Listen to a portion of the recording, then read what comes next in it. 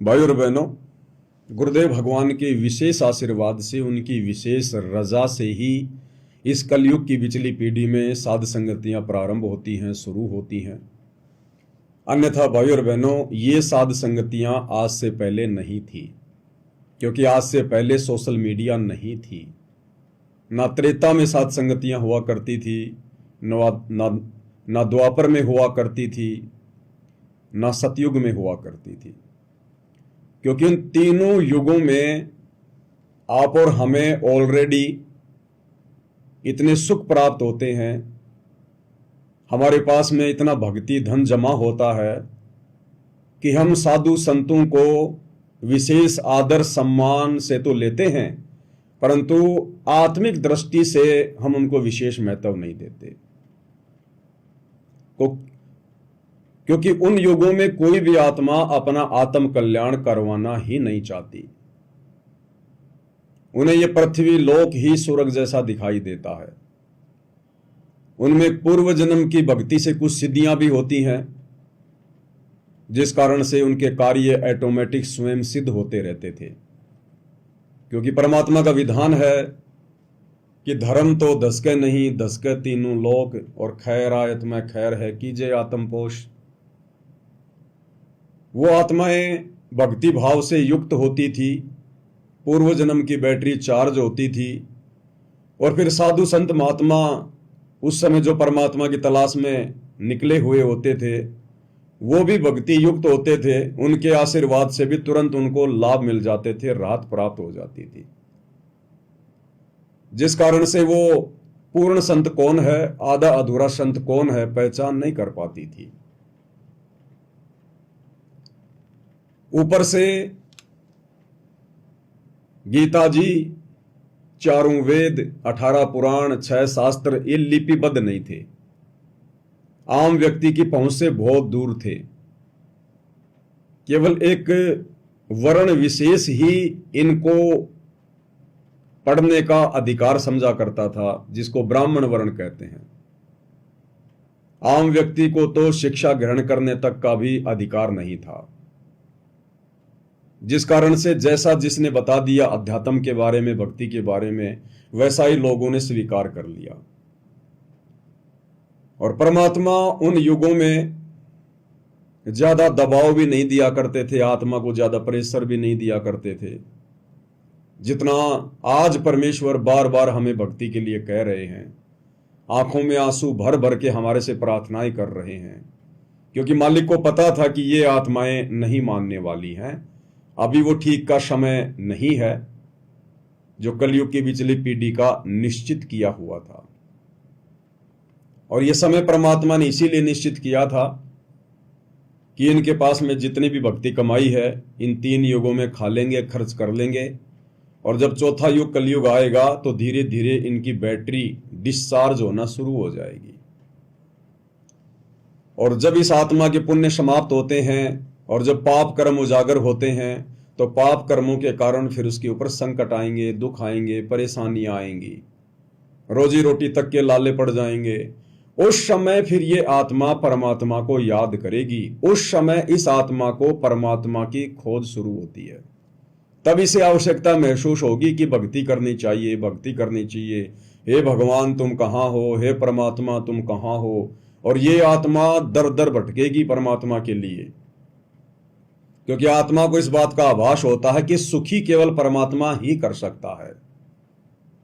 हमारे रिश्तेदार हमें थोड़ी बहुत तो राहत दे सकते हैं थोड़े समय के लिए, लेकिन यदि हमें कोई भयंकर शारीरिक रोग हो गया, कष्ट हो गया, कोई प्रारब्ध का ऐसा संकट आ गया, उसको रिश्तेदार समाप्त नहीं कर सकते। इसलिए आत्मा को आभास होता है कि जो सुख परमात्मा दे देगा वो कोई नहीं दे सकता। और फिर ये भी थोड़ा बहुत ज्ञान होता है सुनी सुनाई बातों के आधार से कि वो परमात्मा संत रूप में ही आते हैं, वो गुरु रूप में ही मिलते हैं। इसलिए गुरु बनाने की होड़ भी लगेगी, साधु संतों के पास जाने की, दान धर्म करने की होड़ लगेगी, जो वर्तमान में लगी भी हुई है। और इसीलिए काल ने भी समय की स्थिति को भांपते हुए गांव गांव में अपने दूत बैठा दिए, ये नकली धर्म गुरु बैठा दिए। ताकि आत्मा अगर थोड़ा बहुत जागृत होकर भक्ति के लिए रुचि पैदा करे तो मेरे द्वारा भेजे गए नकली दूतों के फंदे में ही फंसकर रह जाए, उस पूर्ण संत तक ना पहुंच पाए। लेकिन भाई और बहनों, परमात्मा तो परमात्मा है, सबका बाप है। उन्हें तो पता है कि उन्होंने किस प्रकार से अपना कार्य करना है। इसलिए पहले परमात्मा मौका देता है कि भाई तू अपना पूरा प्रयास कर ले। तो काल ने अपना पूरा प्रयास किया, कर भी रहा है। और परमेश्वर ने फिर किस प्रकार से अपने बच्चों तक अपनी पहुंच बनाई, क्योंकि गुरुदेव को पता था कि वैसे तो नहीं मानेंगे, ज्ञान से नहीं मानेंगे ये, क्योंकि ज्ञान का तो काल ने अज्ञान कर दिया। और इतना जल्दी हम लोग इस ज्ञान को स्वीकार कर लें, इतनी हमारी बुद्धि भी काल ने नहीं छोड़ी। इसलिए परमात्मा को पता था कि जब इनकी हालत बिगड़ जाएगी, ये दर दर की ठोकर खाएंगे, भूत प्रेत की बाधाओं से परेशान हो जाएंगे, दैहिक, दैविक और आध्यात्मिक 3 प्रकार के जो कष्ट होते हैं, जब ये इनसे पीड़ित होंगे और काल के द्वारा भेजे गए नकली संतों की शरण में जाकर कोई राहत प्राप्त नहीं कर पाएंगे, देवी देवताओं की पूजा करके, तीर्थ व्रत करके, मंदिर मस्जिद चर्च गुरुद्वारों में जा जाकर थक जाएंगे, इन्हें कोई लाभ किसी प्रकार का नहीं होगा। उस समय मैं संत रूप में जाऊंगा और अपने कोटे से उनको अपनी शरण में लेकर अपने कोटे से उनको आध्यात्मिक लाभ दूंगा, उनकी भूत प्रेत की बाधाओं को ठीक करूंगा, उनके घर में सौ सुख करूंगा। तब ये आत्माएं स्वतः ही स्वीकार कर लेंगी, क्योंकि पहले ये दर दर की ठोकर खा चुकी होंगी। उसके बाद ये स्वतः ही स्वीकार कर लेंगे कि यदि भगवान है तो यहां है, परमात्मा है तो सतगुरु रामपाल जी के चरणों में है, अन्यथा कहीं नहीं है। और जब धीरे धीरे उनको अध्यात्म में आगे बढ़ाएंगे, उस कुम्हार की तरह अंदर हाथ रख के ऊपर चोट मारेंगे ज्ञान की। अंदर से तो सहारा देते हैं गुरुदेव भगवान अपनी तरफ से, अपने कोटे से, और ऊपर से परमात्मा धीरे धीरे ज्ञान की चोट मारते रहेंगे। तो ये आत्मा फिर धीरे धीरे ज्ञान को भी स्वीकार करेगी और ज्ञान से भी गुरु को परमात्मा के रूप में पहचानेगी और अपनी आत्मा के कल्याण के लिए कोशिश करेगी। तो भाई और बहनों, अब वो समय आ चुका है, वो कलयुग की बिचली पीढ़ी का दौर चल रहा है और कबीर परमात्मा 8 सितंबर 1951 से सतगुरु रामपाल जी के रूप में धरती पर सशरीर प्रकट हैं, सशरीर। अब भाई और बहनों, इस बात पर थोड़ा सा मतभेद हो जाता है सतलोक आश्रम से जुड़े हुए भाई बहनों के बीच में और साध संगति से जुड़े हुए भाई बहनों के बीच में, क्योंकि आप सबको पता है ज्ञान और अज्ञान को लेकर, मर्यादाओं को लेकर सतगुरु रामपाल जी के पंथ में 2 पार्ट हो चुके हैं जो सबको स्पष्ट रूप से दिखाई दे रहे हैं। एक है साध संगति, दूसरा है सतलोक आश्रम। मर्यादा कहां है, अज्ञान कहां है, ये आप सभी भाई बहनों को अच्छे से पता है। तो जब हम साध संगति से जुड़े हुए भाई बहन अपने गुरु जी को परमेश्वर मानकर, परमात्मा मानकर, स्वयंभू मानकर कि भाई गुरु को परमात्मा मानना पड़ेगा, ये रूल है, ये विधान है, क्योंकि गुरु परमात्मा होते हैं। और गुरुदेव भी बार बार कहते हैं कि बच्चों, जब तक आप अपने गुरु को परमात्मा मानकर भक्ति नहीं करोगे, आप सफल नहीं हो सकते। जो भक्ति करोगे, दान धर्म करोगे, आपको मिल जाएगा, परंतु मोक्ष से वंचित रह जाओगे। और मोक्ष से वंचित रह गए तो क्या फायदा वो दान धर्म करने का, फिर तुम्हें वापस इसी स्थिति में आना पड़ेगा।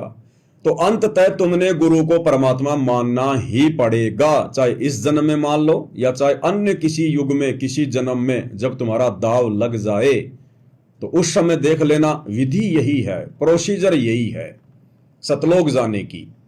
यही कलयुग की बिचली पीढ़ी का समय होगा। आप और हमारा मनुष्य शरीर होगा और यही सतगुरु रामपाल जी परमेश्वर होंगे और हर बार ये इसी प्रकार से ज्ञान देंगे, अपने आप को छुपाते हुए। और जिसने मोक्ष प्राप्त करना होगा, इनके संकेतों को समझकर, हृदय से, आत्मा से इनको कबीर भगवान मानकर, स्वयंभू मानकर, प्रकट हुआ मानकर यदि हम भक्ति करेंगे और आजीवन मर्यादा में रहेंगे, तभी हम मोक्ष प्राप्त कर पाएंगे। तो ये कार्य हम चाहे कभी भी कर लें। समझदार वो होंगे जो वर्तमान में कर लेंगे, क्योंकि ऐसा मौका फिर बार बार इतना जल्दी नसीब नहीं होता है। तो इस बात को लेकर मतभेद हो जाता है सतलोक आश्रम से जुड़े भाई बहनों के बीच में और साध संगति वालों के बीच में, क्योंकि साध संगति वालों को तो कोई संशय है ही नहीं किसी प्रकार का।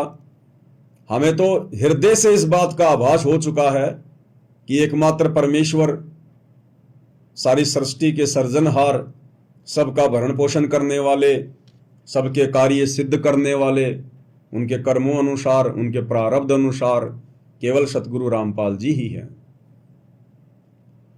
अब वो भाई मानते तो नहीं है, वो केवल गुरु जी को एक संत मानते हैं कि संत रामपाल जी तो केवल एक संत हैं, हमारे गुरु जी हैं, और भगवान तो कबीर जी हैं, परमात्मा तो कबीर जी हैं। गुरु परमात्मा नहीं होता। लेकिन भाई और बहनों, अगर उन्हीं के विचारों से देखा जाए तो ये लोग गुरु जी को परमात्मा भी साबित करते हैं। बस फर्क इतना है कि ये मानते नहीं हैं, ये मानते नहीं हैं। अभी इन्होंने एक 3D वीडियो बनाया, आप सभी ने देखा होगा। उस 3D वीडियो में, जो कि 25 मिनट का था, उसमें इन्होंने एक जगह दिखाया कि कबीर जी सतलोक से आकर और संत रामपाल जी को अपनी आध्यात्मिक शक्ति से सशरीर सतलोक भेज रहे हैं सन 1997 में। एक बार आपको ये वीडियो दिखा देते हैं, उसके बाद आपको अच्छे से समझ में आएगा कि सतलोक आश्रम मैनेजमेंट हरियाणा के अनुसार 1997 में संत रामपाल जी को कैसे कबीर जी ने सतलोक से आकर और सशरीर आकाश में उड़ा दिया, सतलोक भेज दिया।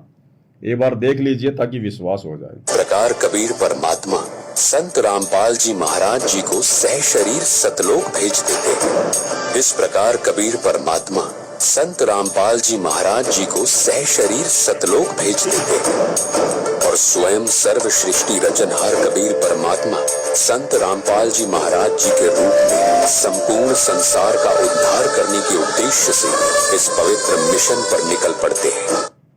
इस प्रकार कबीर परमात्मा संत रामपाल जी महाराज जी को सहशरीर सतलोक भेज देते हैं। तो सुना भाई और बहनों, आपने कितना जबरदस्त वीडियो बनाया इन लोगों ने, संत और परमात्मा का अद्भुत मिलन। और ये लोग खुद ही साबित कर रहे हैं कि 1997 में कबीर जी ने संत रामपाल जी को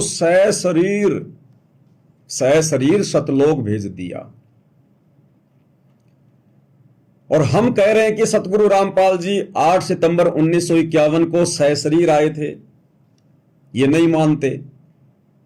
तो विचार करो भाई और बहनों, चलो इनके अनुसार ही सोचते हैं हम, इनके अनुसार ही सोचते हैं। गुरु को थोड़ी देर के लिए अलग मान लेते हैं और कबीर जी को अलग मान लेते हैं। अगर 1997 में कबीर जी संत रामपाल जी को सशरीर सतलोक भेज सकते हैं, तो 8 सितंबर 1951 को वही कबीर जी संत रामपाल जी को सशरीर धरती पर क्यों नहीं भेज सकते? भाई तुम लोगों ने ये तो दिखा दिया, संत रामपाल जी को बादलों में उड़ता हुआ भी दिखा दिया, और तुमने वीडियो भी बना दी, प्रमाण भी बन गया। तो जो कबीर जी संत रामपाल जी को 1997 में सशरीर सतलोक भेज सकते हैं, और आप लोगों के अनुसार कबीर जी ने संत रामपाल जी को भेजा, तो वही कबीर जी 8 सितंबर 1951 को संत रामपाल जी को सशरीर क्यों नहीं भेज सकते? अब आप लोग कहोगे नहीं जी, ये किसने देखा? उनका तो जन्म हुआ है मां के गर्भ से। किसने देखा कि संत रामपाल जी मां के जो है वो गर्भ से ना आकर सशरीर प्रकट हुए हैं? किसी ने देखा ही नहीं। तो भाई देखा तो 1997 में भी किसी ने नहीं था, जब कबीर जी ने संत रामपाल जी को सशरीर सतलोक भेजा था। वो किसने देखा था बताओ?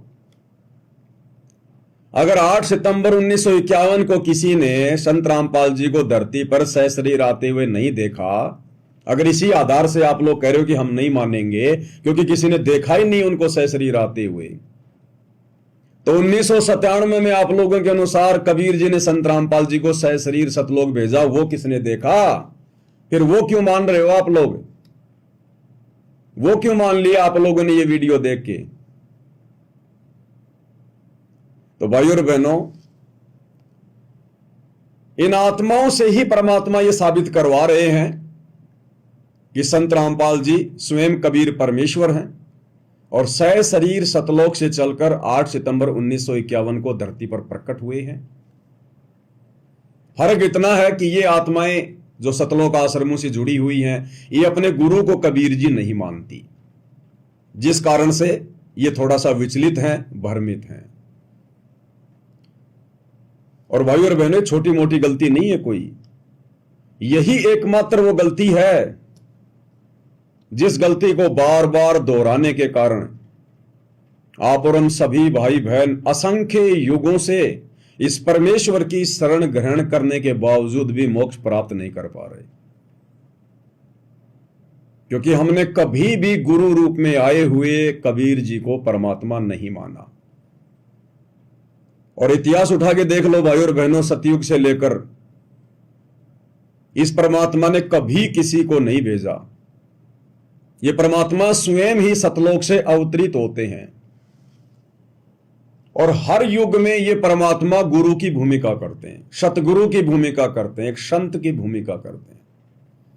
सतयुग में स्वयं कबीर परमात्मा सत सुकृत ऋषि के नाम से आए, लेकिन भूमिका की एक गुरु की, सतगुरु की, मार्गदर्शक की, और अपने आप को छुपाया करते थे।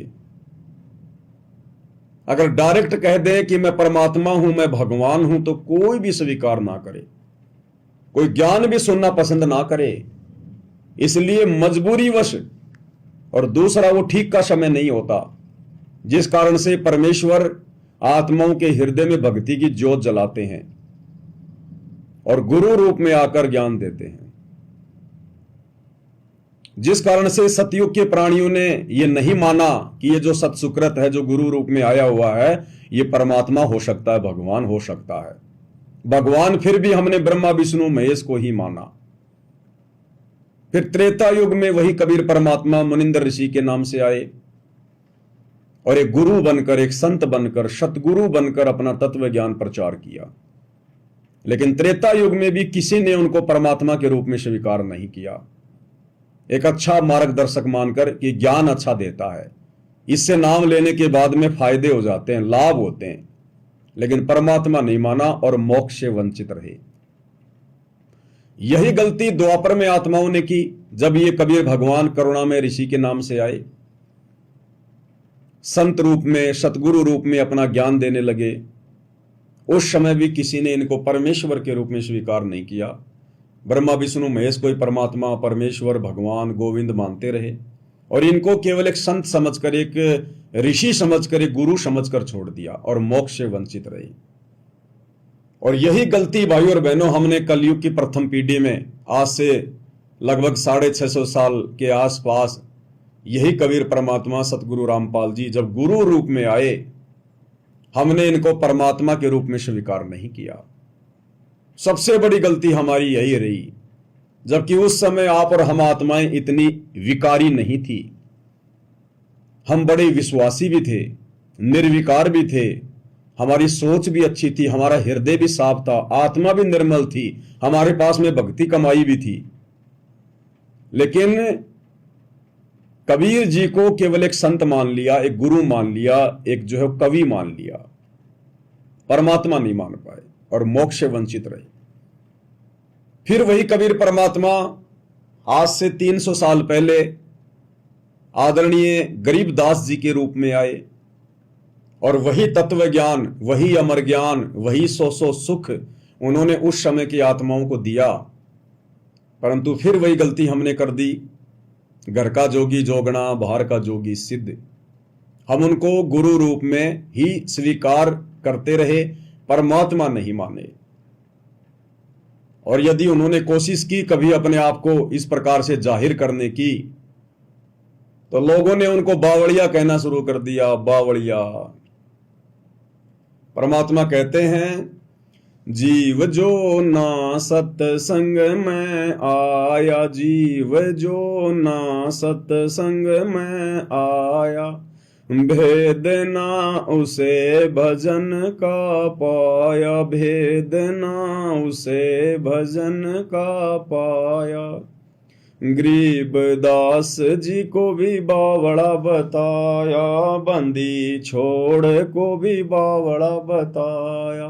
क्या कर ले इस दुनिया शानी का, कोई जगह पुरबला भाग, सफल हुआ दिन जिंदगानी का।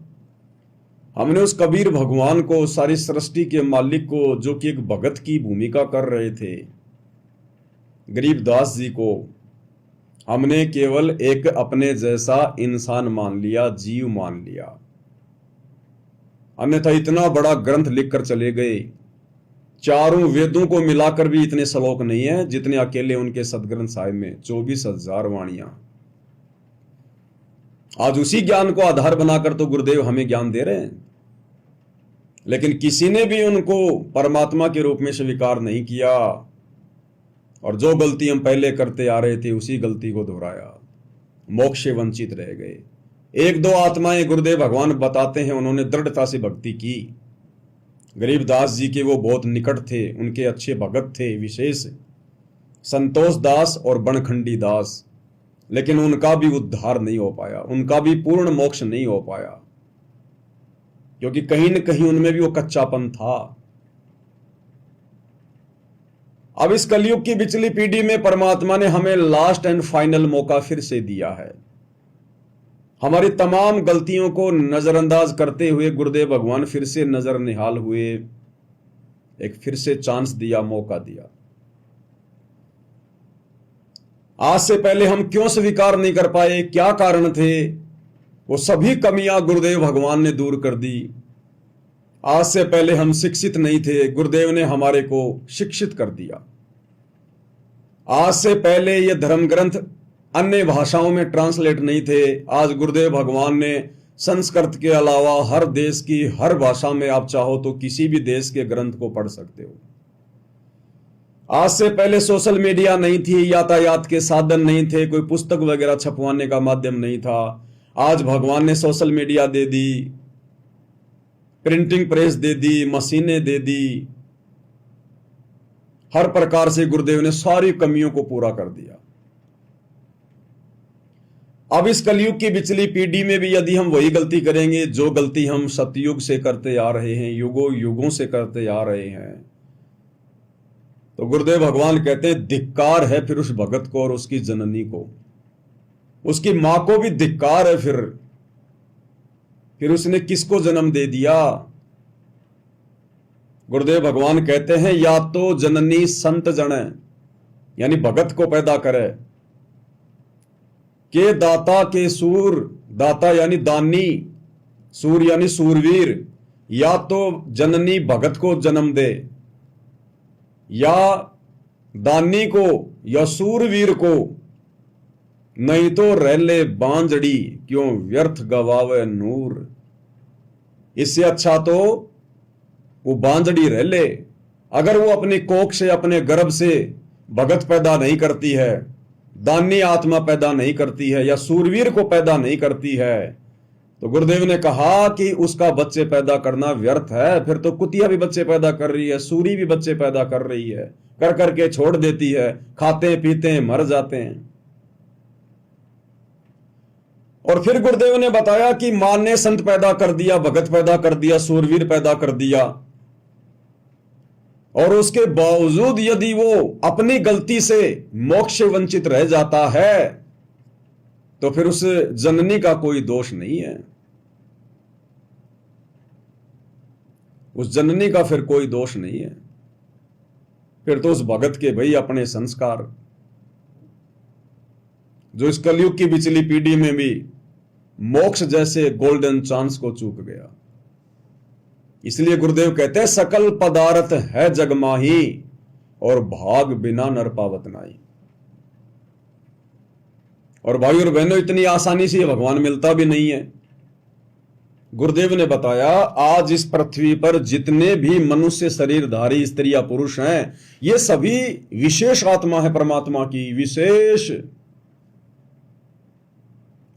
अब मंगलाचरण में पढ़ते हैं ना, गरीब नमो नमो सतपुरुष को नमस्कार गुरु की नहीं, सुर नर मुनि जन साधुआ संतों सर्वश दीन ही। कि सभी विशेष आत्मा है जो मनुष्य शरीरधारी हैं। वर्तमान में कलयुग की बिचली पीढ़ी में सतगुरु रामपाल जी के सह शरीर धरती पर रहते सहते, ये बात अलग है कि वो किसी कारण से उनके शरण में नहीं आए, उनके संपर्क में नहीं आए, परंतु इस पूर्ण परमात्मा कबीर साहिब के संत रूप में धरती पर रहते सहते जिन आत्माओं को मनुष्य शरीर प्राप्त है, वो कोई छोटी मोटी आत्मा नहीं है, वो भी बहुत बड़े सौभाग्य से मिलता है। और जिनको शरण प्राप्त हो जाती है ऐसे महान सतगुरु की, परमात्मा कहते हैं उनका तो कहना ही क्या, उनके तो युगों युगों के कोई संस्कार इकट्ठे हो रहे हैं, युगों युगों के इतने ढेर थे हमारे। परमात्मा कहते हैं पुण्य पुंज बिना मिले न संता। पुण्य पुंज, पुंज यानी ढेर, समूह, हमारे जन्मों के जन्म जन्मों के पुण्य अच्छे भक्ति संस्कार जब जमा हो जाते हैं तब जाकर कहीं पूर्ण संत मिलता है। पुण्य पुंज बिना मिले न संता। और फिर गुरुदेव भगवान ने बताया कि आप सामान्य आत्मा नहीं हो और ना अपने आप को सामान्य समझने की भूल करना, लेकिन अहंकार भी पैदा मत कर लेना। परमात्मा कहते हैं लख भर सूरा जूझ ही लख भर सावंत दे, और लख भर यति जहान में तब सतगुरु शरणा ले। आज आप और हम भाई बहन मुट्ठी भर पूरे संसार की जनसंख्या की तुलना में जो सतगुरु रामपाल जी परमेश्वर जी की शरण में हैं, गुरुदेव कहते हैं तुम ऐसे शरण में नहीं आ गए। लख भर सूरा जूझ ही, आप आत्माएं लाखों बार सूरवीर महापुरुषों के जन्म प्राप्त कर चुके हैं। सूरवीर महापुरुषों के लाखों,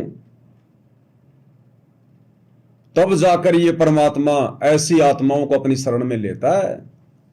और लख भर सावंत दे, लख भर आप और हमने लाखों बार सावंत दे स्त्री या पुरुष के जन्म प्राप्त किए हैं। सावंत दे के विषय में गुरुदेव ने बताया, सावंत दे उनको कहते हैं जिनका एक हाथ या दोनों हाथ उनके पैर के घुटनों से नीचे तक हों, इतने लंबे हाथ हों। वो सावंत दे वाला जो स्त्री या पुरुष होता है वो बहुत ज्यादा भक्ति का धनी होता है, उसके पास बहुत ज्यादा पुण्य होते हैं, बहुत अधीन होता है वो। और लख भर यति जहान में तब सतगुरु शरणा ले। और लाखों बार हमने यति पुरुष के, हनुमान जैसे यति पुरुष के लाखों बार हमने जन्म प्राप्त किए, तब कहीं जाकर हम इस कबीर भगवान सतगुरु रामपाल जी की शरण में आ पाते हैं। यानी ये हमारा मनुष्य जन्म अन्य लोगों की तुलना में इतना कीमती है।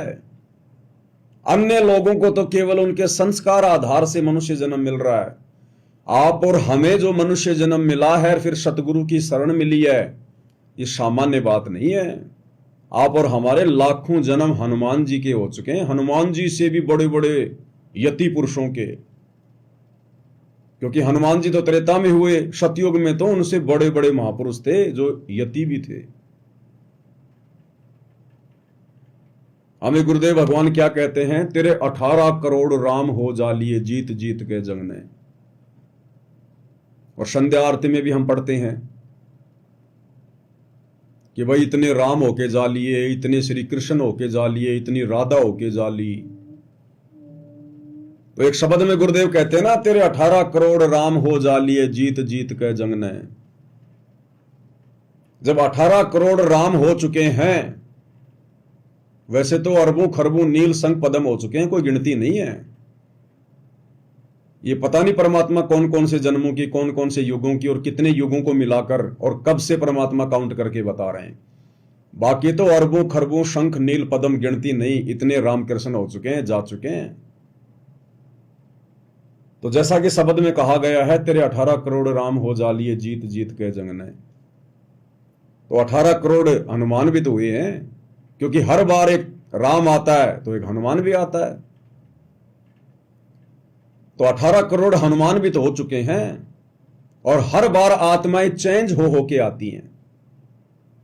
जो आत्मा हनुमान का जीवन भोग गई है, फिर वो दूसरी योनियों में चली जाती है, फिर नई आत्मा को ये काल हनुमान बना के भेज देता है। तो आप और हम ही वो आत्माएं हैं जो हनुमान के भी जन्म भोग चुकी हैं। हम हनुमान भी रह चुके हैं, श्री राम भी रह चुके हैं, श्री कृष्ण जी के पद पे भी रह चुके हैं। बारंबार हम काल के अवतार बन के भी आ चुके हैं। हम ब्रह्मा विष्णु महेश की पदवी भी प्राप्त कर चुके हैं। हम सारी प्रोसीजर को पार कर चुके हैं, सारी प्रोसीजर को। इस सृष्टि के 21 ब्रह्मांड के सारे जन्म भोग चुके हैं, सारे। तब कहीं जाकर आज हमारा नंबर पड़ा है मोक्ष की लाइन में। इतना लंबा प्रोसीजर पार करके। इसलिए गुरुदेव भगवान हमें बारंबार जगाते हैं, हमें जागरूक करते हैं, विशेष तौर पर दबाव देते हैं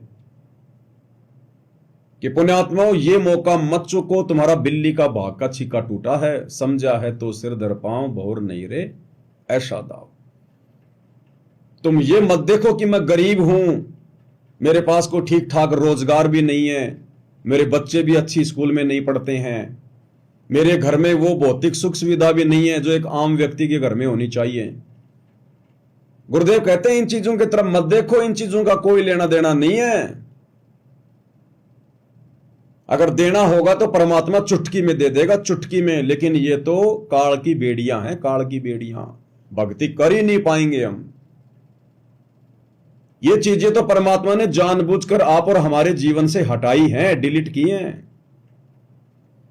ताकि हम भक्ति कर सकें। अन्यथा ये चीजें, भौतिक सुख सुविधा तो बकवाद करवाएंगी, बकवाद। आज आप दुख में हैं, गरीबी में हैं, थोड़ी बहुत दिक्कत है, परेशानी है, हमें बार बार परमात्मा याद आ रहा है, भगवान याद आ रहा है। गरीब आदमी को रिश्तेदार भी ज्यादा महत्व नहीं देता, उसके यार दोस्त भी ज्यादा नहीं बनते। अगर आज हमारे पास पैसा होता तो रिश्तेदारों का घर में आना जाना लगा होता। हमारे दुनिया भर के यार दोस्त होते, खाने पीने के लिए, खर्चा करवाने के लिए। भक्ति क्या हम खाक करते? दारू के ठेकों पे बैठे होते।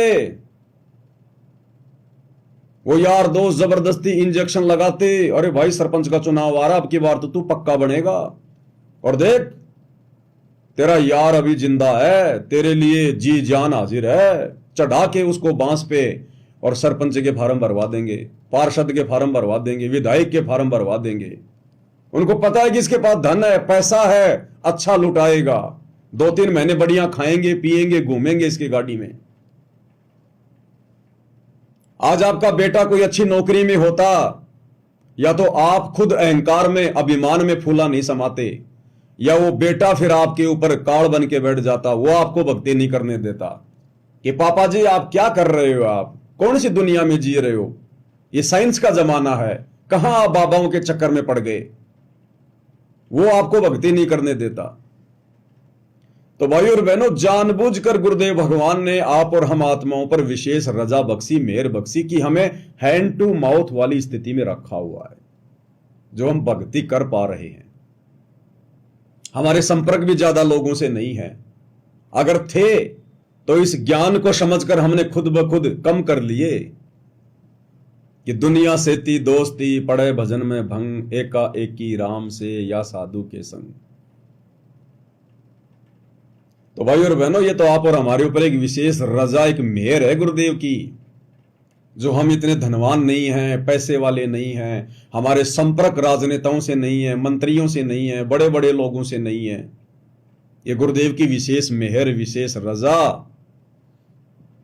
अन्यथा उपदेश लेकर भी हम भक्ति के निकट नहीं होते, केवल ड्रामा कर रहे होते, दिखावा कर रहे होते। जैसे गुरुदेव का परिवार, किस प्रकार से गुरुदेव के बेटे, गुरुदेव का भाई, ये कोऑर्डिनेटर राजनेताओं के उपग्रह बनकर उनके चारों तरफ घूम रहे हैं। उन राजनेताओं से हाथ मिलाना अपना सौभाग्य समझ रहे हैं। जो राजनेता अगले जन्म में गधे बनने की तैयारी कर रहे हैं गुरुदेव के ज्ञान आधार से, एक हरि की भक्ति बिन राजा गदा हो, माटी लदे कुम्हार की घास न डाले कोई। तो ये आप और हमारे ऊपर एक विशेष रजा, एक विशेष मेहर है भाई और बहनों।